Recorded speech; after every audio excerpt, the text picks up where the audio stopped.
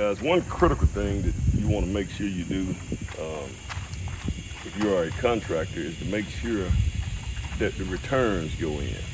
Make sure that items that you're not going to use get returned to the supplier that supplied it. Now, right here, what we have is this is a lot of trim that needs to go back. Now, we finished trimming the house out, so all the trim was put up. As you kind of see over on this side over here, over to the right, I stacked up some, a couple of pieces in the event that we may need to use a couple of these pieces. So, I have like one of each one of these pieces over here. But I went around and checked the house to make sure that there is little to no trim that needs to be installed moving forward. But now this right here needs to go back. This right here needs to go back. So what I usually do, instead of me, I could either count it and have them to come pick up the trim and make sure that our numbers are consistent, or I can just go ahead and take it back. It's right down the road. I can go ahead and take it back myself, which is what I'm probably gonna do. That way I make sure I get credit for everything. Now, another thing is I wanna go ahead and hurry up and get this back because this is MDF board, which is medium density board, which means that it's been, a lot of humidity and moisture will really mess them up, and it'll mess them up to the point that you can't take it back. So these were sitting in the garage, and due to the amount of rain that we've had, you can really damage these boards, as though some of the ones that I'm keeping them actually did get damaged from the moisture. So we're gonna go ahead and measure these up here.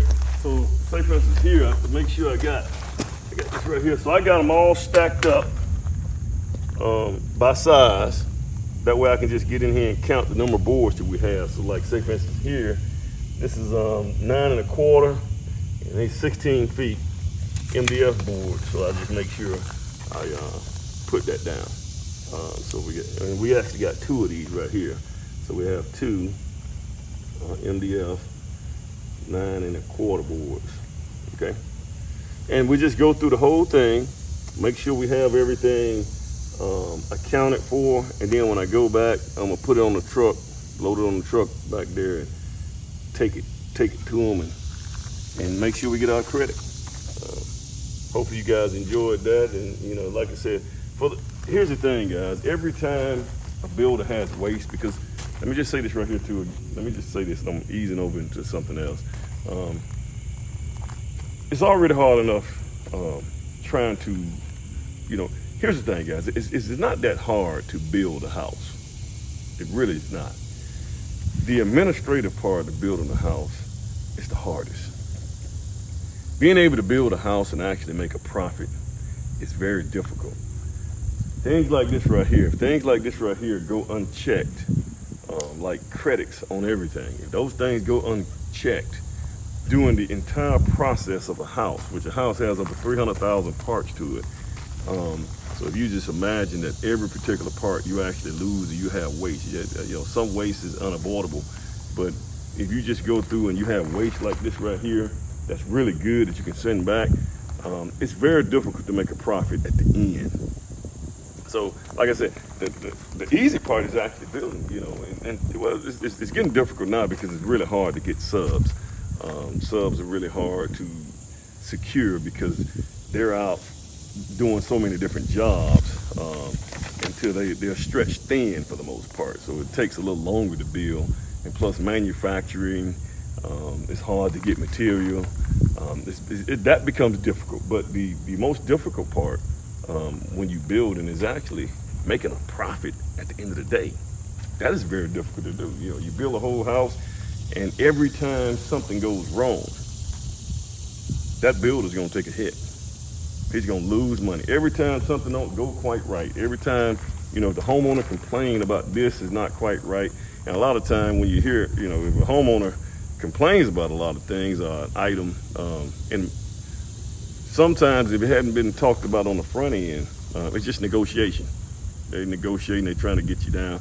And what a lot of homeowners don't understand is, if a builder doesn't make money, how is he gonna service your warranty?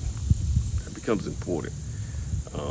So You know, I've seen homeowners, you know, they just, you know, they sit around dinner table and they talk about how they just got a real good deal, and they just beat that builder down, and he had to show up to the closing and write a check. Well, you know, these builders, you know, don't make any money or don't make profit. They can't keep their company going.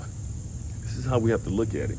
And so if they don't make any money at the end of the day, you don't have a warranty.